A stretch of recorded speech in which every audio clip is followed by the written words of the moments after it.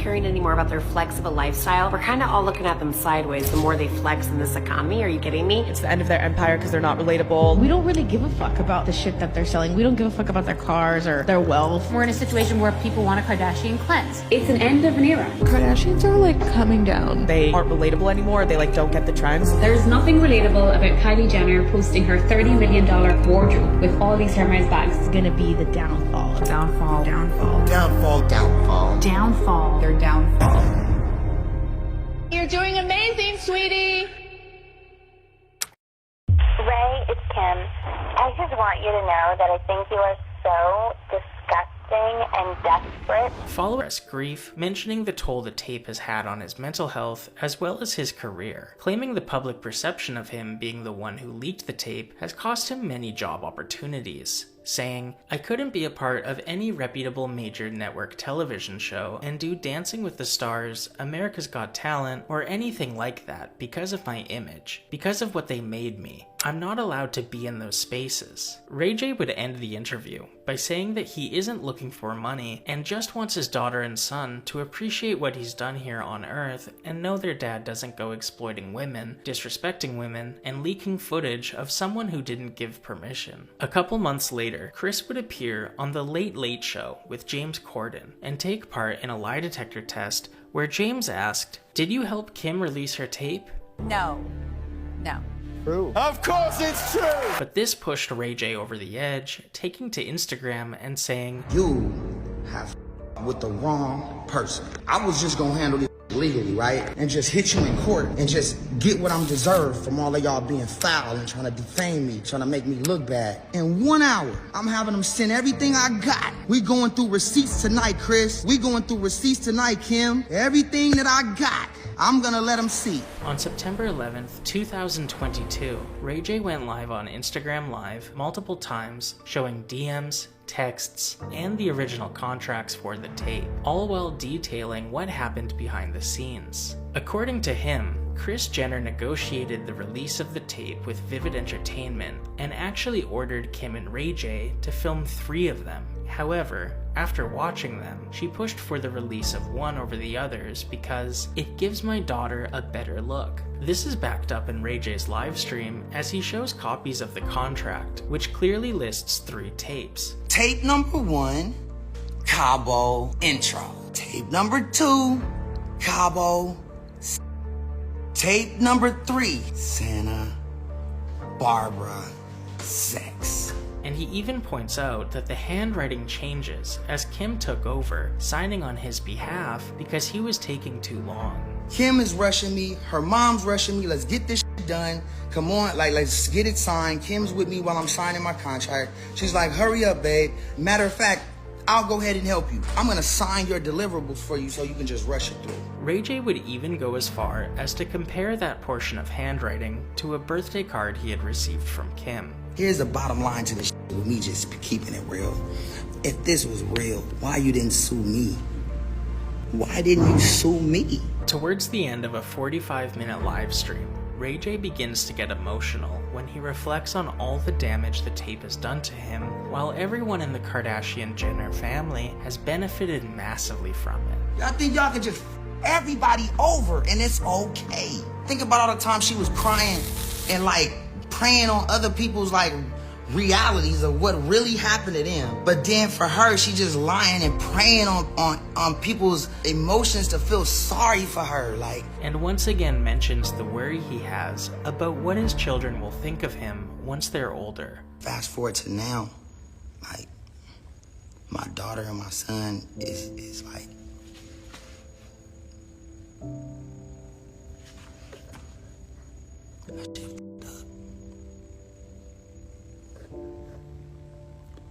Within a week of this live stream, Ray J would post a video to Instagram claiming that he's been blocked from Instagram Live and blames Kris Jenner for making it happen. Yo, we in LA. I'm trying to go live on my They blocked me, B. They blocked me on live. Kris Jenner, you working 24 hours to try to stop me, huh? Y'all don't want to respond to what I said, but y'all want to get me blocked from all the sites and banned from this and banned from that. So I don't want to respond though. That's It's crickets over there. Following this, Ray J released a 2010 voicemail from Kim where she screams at him, refers to Whitney Houston, his girlfriend at the time, as an old hag and calls both of them disgusting. Ray, it's Kim. I just want you to know that I think you are so disgusting and desperate. I think you're honestly a sick human being, and you're just so disgusting. Have fun with old hag Whitney Houston. Like, she's so sick, and like, crack is definitely not whack with you guys. She's so old and sick, and you are just sick and desperate. So leave me the alone and stop calling me. Hey, you! To date, it's estimated that the tape has made $100 million, easily making it the highest grossing adult tape of all time. In an email acquired by TMZ from Vivid Entertainment's founder, Steve Hirsch, we can see the tape made $1.4 million in its first month alone. And this is far before the height of the Kardashians' fame. Kylie Jenner would first meet Tyga when she was 14 and he was 21, and 3 years later, media would begin circulating of them at Kylie's 17th birthday party, where a now 24-year-old Tyga hands her a bottle of tequila and tells her to take a shot. A couple of days after the party, Tyga would call off his engagement to Blac Chyna and would fail to show up at a club appearance at Greystone Manor in West Hollywood after the venue refused entry to underage Kylie Jenner. This would result in rumors circulating that the two were dating. However, Tyga would deny these rumors on an episode of The Breakfast Club. Now, are you smashing or now are you redshirting until you turn 18? No, I'm not dating Kylie. You know what I'm saying? I'm not dating that, so I just want to get that out the way. And I want to be clear to everybody that I didn't leave my family to be with Kylie. Have you been contacted by like any law enforcement? Because if people believe the blogs, it could be incriminating. They said she had a room in your house. However, following Tyga calling Drake fake in an interview with Vibe magazine, Drake shot back in the final track off his hit album, If You're Reading This It's Too Late, saying, "Oh, you tired. It's so childish calling my name on the world stage. You need to act your age, not your girl's age." Just 8 days after the album was released, Kanye appeared on The Breakfast Club and said, I think he got in early. I think he was smart. They closer in age than a lot of relationships that I know, you know. He's 25. She'll be 18 in August. Like, yeah, I knew Tyga was smart, you know. Supposedly, there is a portion of this interview that was edited out where Kanye says he thinks they're in love, but it has to be kept a secret. A couple months later, Tyga would refuse Cal State Fullerton's request that he not bring an underaged Kylie to an 18-plus concert at the college. Following this, Tyga would get Kylie's name tattooed on his arm and release a song called Pleaser, which features a graphic line saying, "T Nasty, about to catch a felony for it," which has been interpreted as a reference to dating Kylie while she's a minor. Tyga would claim that the song was written 2 years before it was released. However, he released another song shortly after, titled Stimulated, featuring the line, "They say she young, I should have waited. She's a big girl dog when she's stimulated." On July 27, 2015, Khloe Kardashian appeared on the cover of Complex magazine, and in an interview for them, she said she thinks her 17-year-old sister Kylie dating a 25-year-old Tyga counts as a special case that people shouldn't judge. Kylie is not a normal 17-year-old. You're not gonna say, "So what are you doing this weekend?" and have her say, "Having a slumber party at my girlfriend's," or "going to prom." That's not what Kylie does. Kylie is taking business meetings and bought her first house. Or she's going on a private plane with Karl Lagerfeld to take a meeting. That's not even what people do in their 30s. It's a rare circumstance. So let's treat this as a special case. Following this interview, Rob Kardashian, Kylie's half-brother, would announce that he and Blac Chyna, Tyga's ex-fiancé, were expecting a child, while Kylie prepares for her 18th birthday. So crazy. With Kylie turning 18, her and Tyga's relationship became a segment on Keeping Up with the Kardashians, and this becomes the beginning of their official relationship. However, in a 2016 Complex magazine interview, Kylie mentioned taking a temporary break from Tyga, and 7 months later, in 2017, the couple publicly announced their breakup. 1 month after Kylie's breakup with Tyga, she was spotted holding hands with rapper Travis Scott at Coachella in 2017. Kylie mentioned in an interview with GQ that after Coachella, she spontaneously decided to join Travis on tour. And 1 month after Coachella, she became pregnant with her first child. However, 1 year after the birth of Stormi, they would break up after Kylie caught him cheating on her. I pretended I didn't know you, went along with whatever narrative you guys wanted to, no matter how much like bullshit I got from it. But to say you don't know me and you've never been with me, when you've definitely been with me, when everybody's seen you with me, when I have pictures and videos of you with me, come on, you cheat on that every single night, the whole city sees it.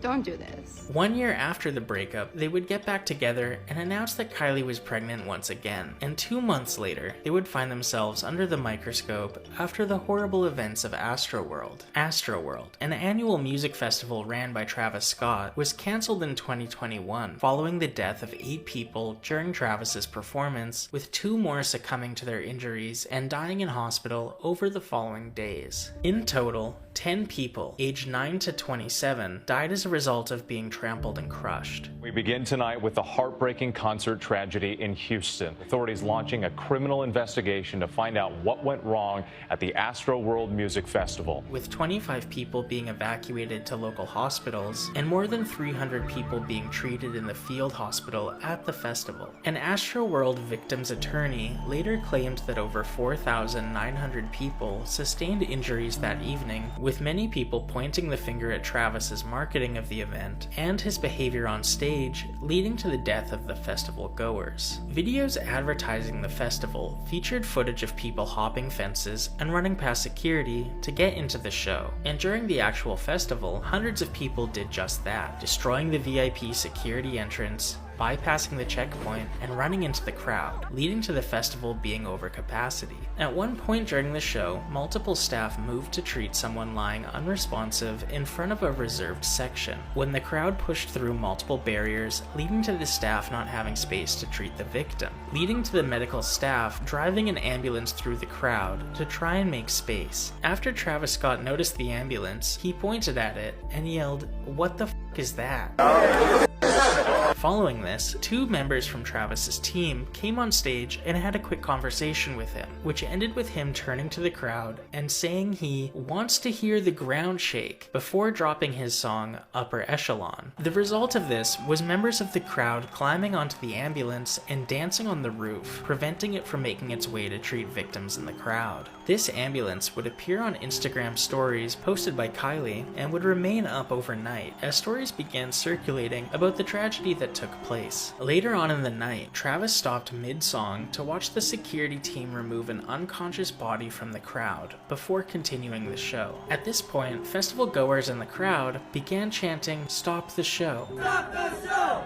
Stop the show! Stop the show! Stop the show!" However, their request went unheeded. At this point, Kylie, her 3-year-old daughter, and Kendall were seen being escorted out of the venue by security, but would claim they didn't know what took place until the next day. On the show, The Kardashians, Kendall would even lie, claiming that she was in Miami that weekend, despite there being videos of her at Astroworld. Between the whirlwind of news coverage detailing the horrific events, and Kylie's footage publicly posted to her Instagram featuring the medical staff struggling to save lives, as well as the footage of her rushing from the event, left people with a bad taste in their mouths once she claimed to not know what was happening. Following the Astroworld tragedy, people began posting clips of Travis's behavior on and off stage, including a post from an ex-manager of his, Shane Morris, who claimed that after having a seizure while in a basement with Travis, Travis would walk away and leave him for dead. Travis Scott is the worst person I worked with in my entire career in music. I'm Travis Scott's former manager. I'm the one who had a seizure, and I'm the one that he left for dead in a basement in Los Angeles. The stories coming out of Astroworld and all the videos documenting the evidence are quite clear, and they align with what I know about Travis Scott. When he sees people in harm or danger, he tends to only continue thinking about himself. More accounts of Travis's behavior began coming to light, such as when he played a festival called Summer Jam and kicked a Summer Jam hired photographer off stage for doing what he was hired to do. Hey, get your dirty ass off the stage, bro. Go. Now, you off. Yes, I don't know you, bro. Go. I don't care if you're working for Summer Jam. Bye. You're not working for Travis. There was also a clip of Travis jumping into a crowd at a show, accusing someone in the crowd of trying to take his shoe, and encouraging the crowd to hurt him. Get that mother. Get him. You tried to take my shoe? Come up. Come up. Come up. Come up. Come up. Come up. Boo. Boo. Boo. His ass up. As well as footage of Travis yelling homophobic slurs while threatening fans. I ain't cool with none of you who just sitting here looking like a bunch of smashing and breaking a DJ's laptop during his performance, slamming a sign at a nightclub,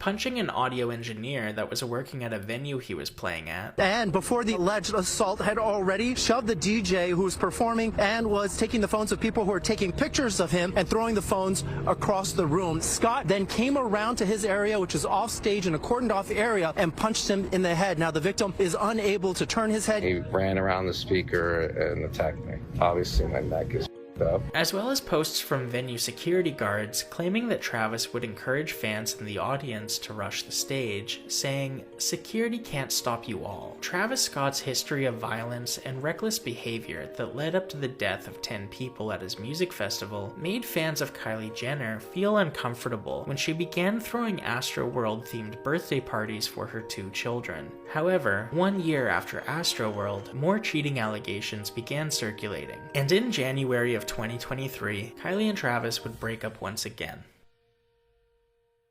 The announcement of Kylie and Travis Scott's breakup came at a peculiar time, as the same day an article was published on the Daily Mail detailing a lawsuit against Kris Jenner regarding an alleged SA. According to Daily Mail, former Kardashian bodyguard Mark McWilliams alleges that Kris Jenner grabbed his crotch multiple times and would expose herself to him while he was still working with the family in 2017. One of these instances allegedly happened in Kris's Bentley after being ordered to sit in the front passenger seat. After following orders, Kris, without warning, placed her right hand on the inside upper left thigh and groin area, caressing McWilliams. After refusing her advances each time, he was ultimately fired from the job. According to McWilliams' declaration, in his original complaint, Kris was repeatedly and frequently causing her body to come into intimate and physical contact with his body, citing massaging his neck, resting her hand on his inner thigh and groin area, causing her pelvis to rub against his back, and exposing parts of her body to him, all without his consent or approval. Mark McWilliams also alleged racial discrimination, including pervasive and cruel mockery, harassment, belittling, and otherwise humiliating mistreatment due to his race. After being fired by the family, Mark claimed that he endured harassment, intimidation, and otherwise threatening misconduct in an effort to dissuade or prevent him from bringing any form of action against Kris for the unlawful misconduct. Over the years, the Kardashian-Jenner family have found themselves accused of cultural appropriation time and time again. Most recently, with Kendall Jenner's tequila brand, 818. The advertisement was regarded as tone-deaf, as extremely wealthy Kendall Jenner sported a look common to the Mexican stereotypes of indigenous women and walked around farmers making her product. Kylie Jenner posted a clip of her family and friends taking a shot of tequila on her birthday, where Kim can be seen spitting it out and saying, Kylie and Kim would begin doing damage control over social media, claiming that the tequila she spit out wasn't 818. However, other pictures from the birthday party show bartenders wearing 818 hats and pouring 818 Reserve tequila, a more expensive line of 818. It's also worth mentioning that the normal bottles of 818 have been accused of ripping off a small Texan tequila company that was founded back in 2012 called Tequila 512, as the basic 818 bottle looks a lot like Tequila 512's. Although Kendall isn't Mexican, the Kardashian-Jenners have often been accused of race changing, seemingly changing complexions every few months while wearing different clothes found in different communities. One of the biggest examples was when Kim appeared in a 2022 issue of Vogue magazine that was released during February, Black History Month, where she can be seen with darker skin. One of the photos features styling and posing remarkably similar to a photo of Nina Simone, a singer-songwriter and civil rights rights activist born in 1933. Another photo in the magazine also appears quite similar to this one of Beyoncé. There have also been some outfits that have landed Khloe in hot water, such as this one worn to a club on Halloween, where she can be seen posing, holding 4 leashes connected to women with dog collars. There are also photos of her wearing headdresses, even going as far as to pose with a miniature teepee.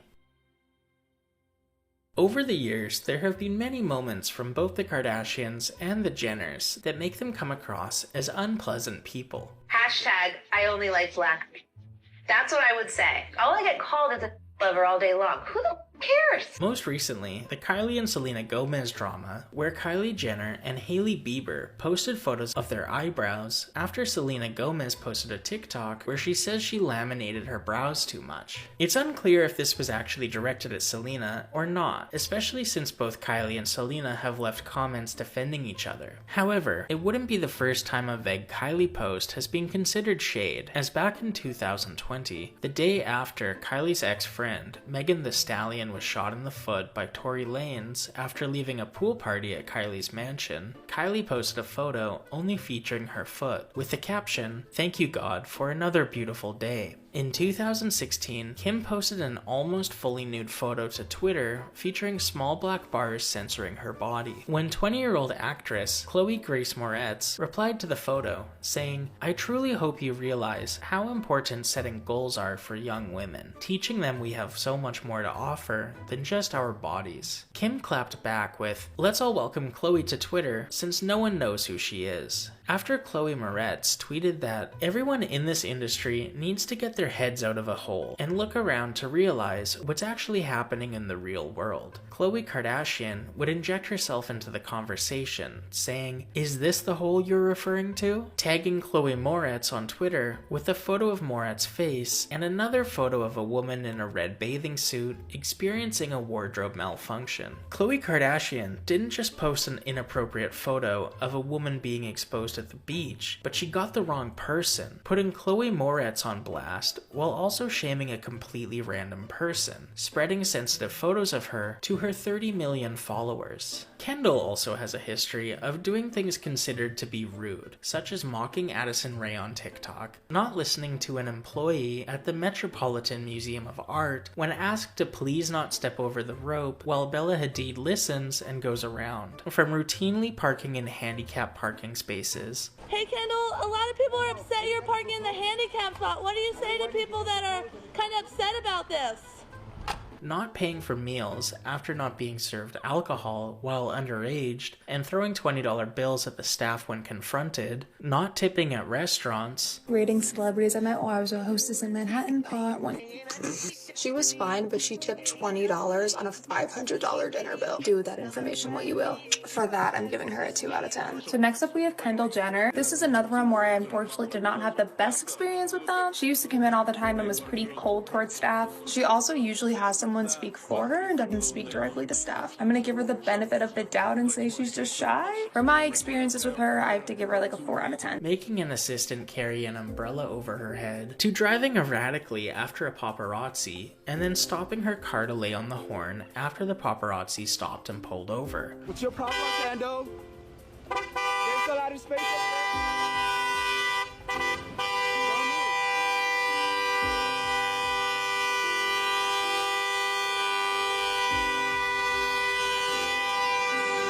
While she continued to tailgate the vehicle in front of her, continuing to lay on the horn.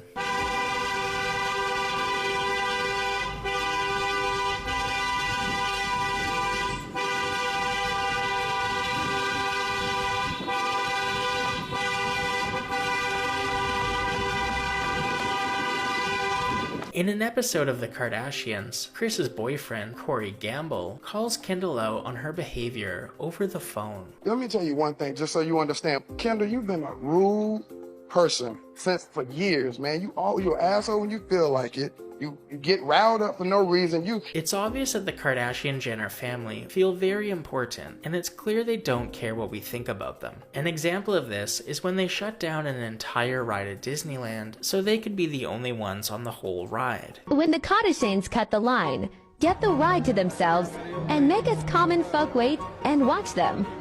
Typical.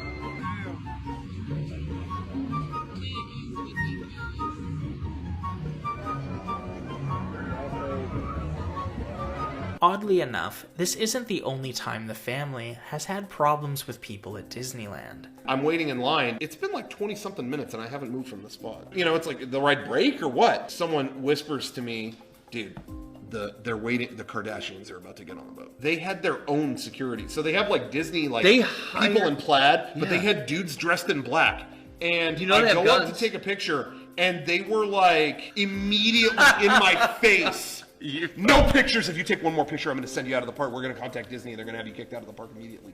But like a dude with his kids behind me was taking a picture and the guy's like, and he gave him this whole threatening thing. And then the dude like put the phone down and still went like, and then the guard was like, yeah, I like how you tried to sneak one. Yeah, really like how you tried to sneak one. Wow, whatever. That guy's got to do that all day. Kids. With a history of their family mistreating working class people, it was especially rich when they sat down to tell the world, get your fucking ass up and work. It seems like nobody wants to work these days.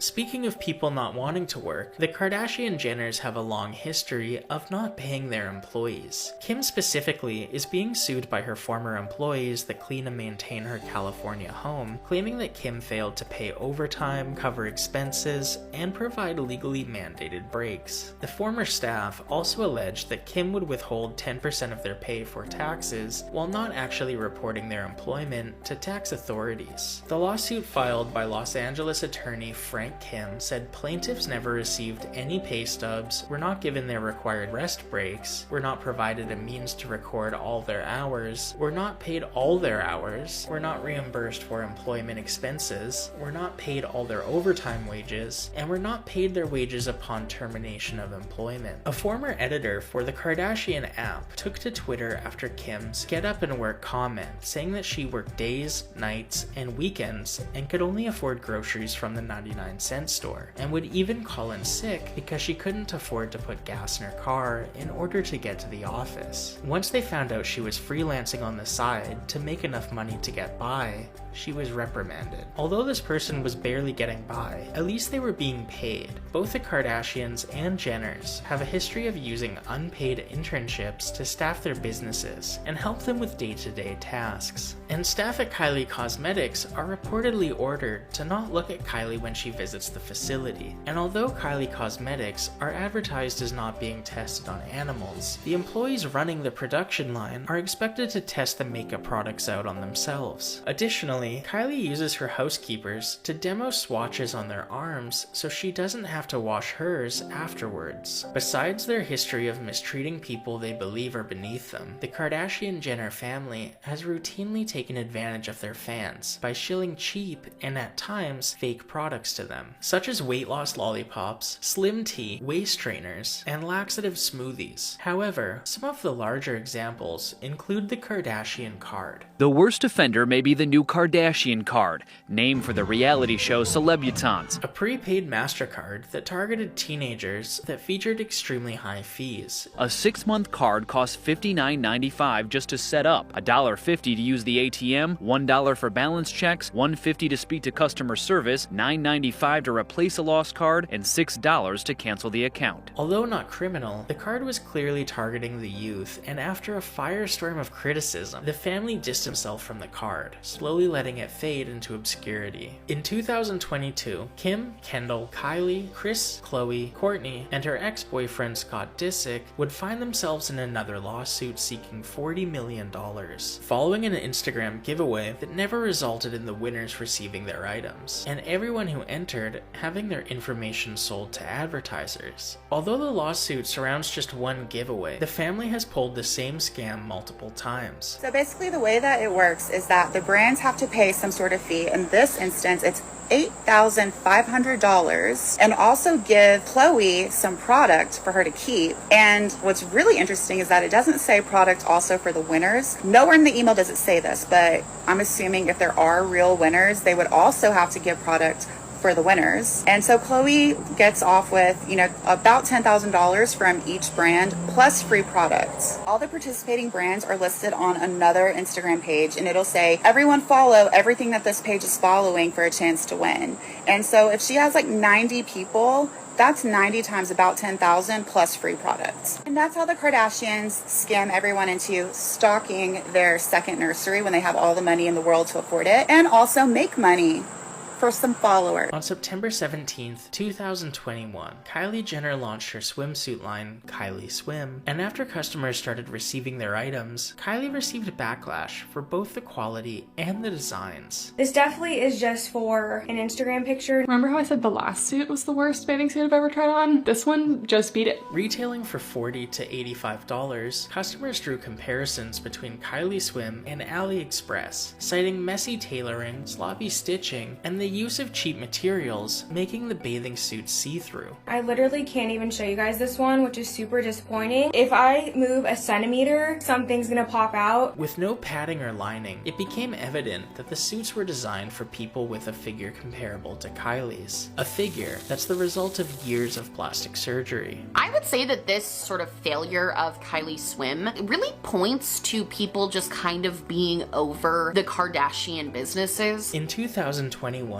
Kim would find herself in trouble once again after advertising NFTs on Instagram and not disclosing that she was paid to do so. According to Washington Post, Kim was paid $250,000 to promote Emax tokens sold by Ethereum Max to her 330 million plus Instagram followers because she was advertising what is considered an investment product and didn't disclose her payment to do so. The Security and Exchange Commission charged Kim $1.26 million for leading potential investors astray. Ironically, Kim has been scamming since at least 2003. When she was still working as Brandy's stylist, Brandy's mother, also manager, lent Kim a credit card to purchase clothing for her daughter, but after using it to spend $120,000 at a Kardashian-owned boutique on clothes for herself, she was ultimately sued. It's also recently come to light that when Kim was flower-bombed by a supposed PETA activist while walking the red carpet in West Hollywood at the launch of her perfume, True Reflection, back in 2012, it was actually a member of her PR team and not someone from PETA. According to Kim's former media strategist, Shiraz Hassan, the entire stunt was orchestrated in order to secure Kim some headlines that would publicize her new perfume, and insisted that Kim was in on the attack the entire time.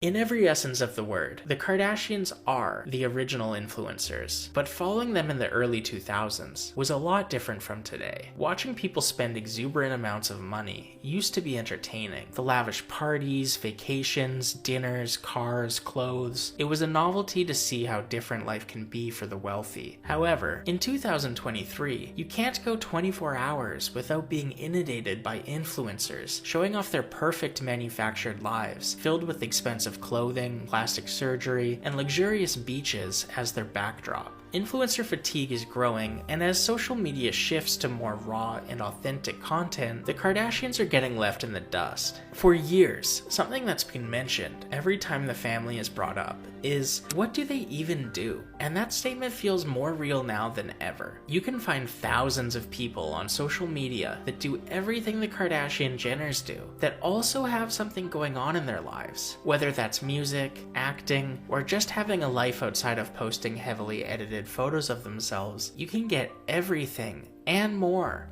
from countless people. I describe their presence on social media as just showing up. It's as if they're so used to something being popular or successful just because of their name that they don't bother putting any effort into it. And with a new generation of people who grew up watching beautiful, wealthy influencers from day one, the novelty the Kardashians once had to offer is completely missed on these people, leading to them fighting for relevance on TikTok. This year is really about like the year of just realizing stuff.